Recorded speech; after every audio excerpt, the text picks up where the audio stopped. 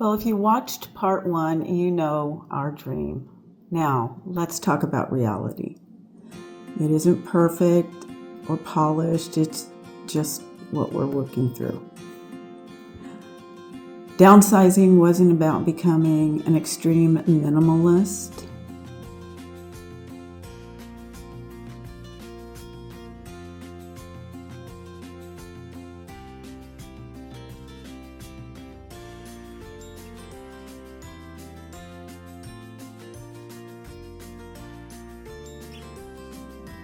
It was about asking better questions. Like, when was the last time that we actually used this? How long has it been packed away? Have I used it in a year? When was the last time I actually touched it? And by answering these questions, we decided what needed to go. Things we didn't really use very often, and things that we had completely forgotten about. And little by little, we started out in our shed and we took away many trips to the thrift store and donating items. We started getting rid of certain pieces of furniture that had just been stored away or put aside because we don't really use it. We start going through our closets, taking out the clothes that we don't hardly ever wear. And we started with cabinets and things in the kitchen, items that we never use, that we have just sitting around. Little by little, we are emptying the house. And honestly, it feels good when we do those things. It already feels lighter. Now, selling the house is going to be scary. In fact, today I'm going to try to contact somebody and have them come and give us an estimate of what we could sell our house for. We know a price that we want. Over the summer, we had someone come out and appraise our house. But things in this economy and things in the way our administration is in this country right now aren't looking real great. And we have to have a certain price for our house that we want.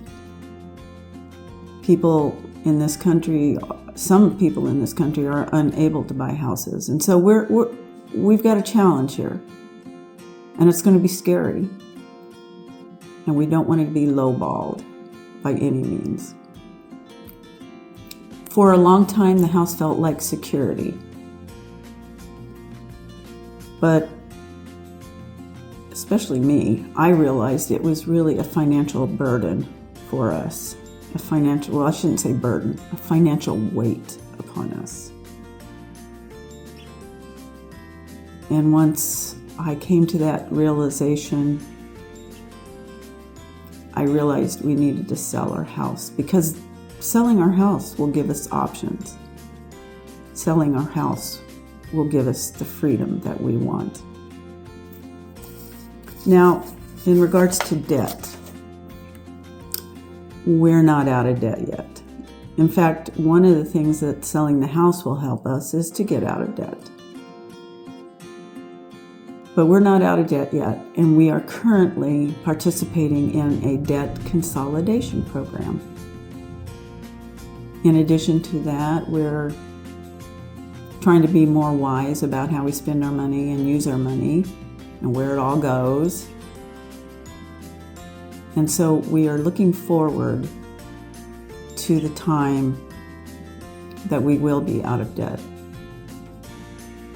and we can confidently move forward. For us, every small win matters.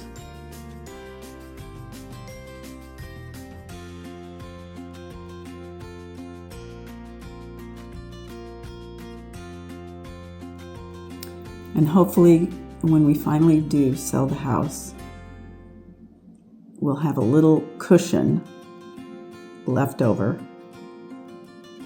and we'll be set pretty good. Another obstacle, and I mentioned this in part 1, another obstacle we have is our incredibly small car.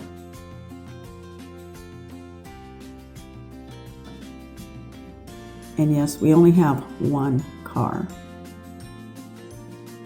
And our small car is going to be very cramped and probably have dog hair all over it.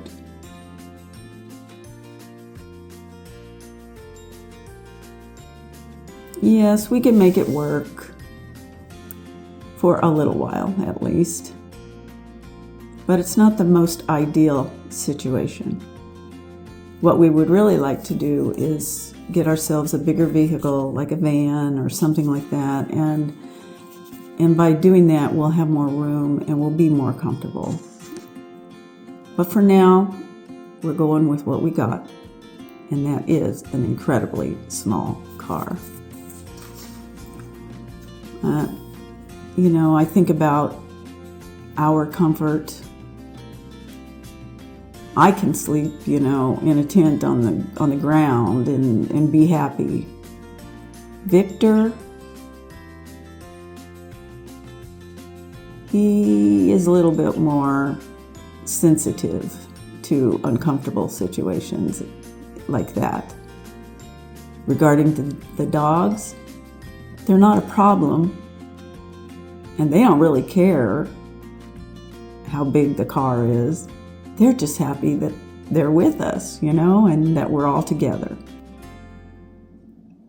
We'll have to, like when we finally do start traveling, we'll have to stop every couple hours and let them get out and stretch their legs and move around and take care of business.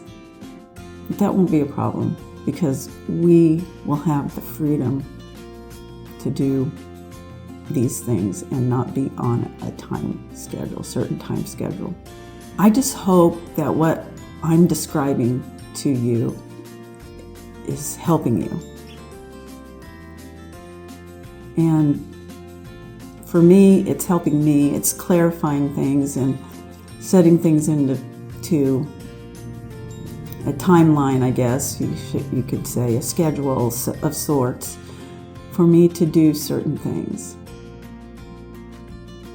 Documenting this all along our way is going to be my way of keeping track of everything, I guess. But if it's helping you, I would hope that you would go ahead and subscribe and stick around with us, because we're in this with you, for us, but we're in this together.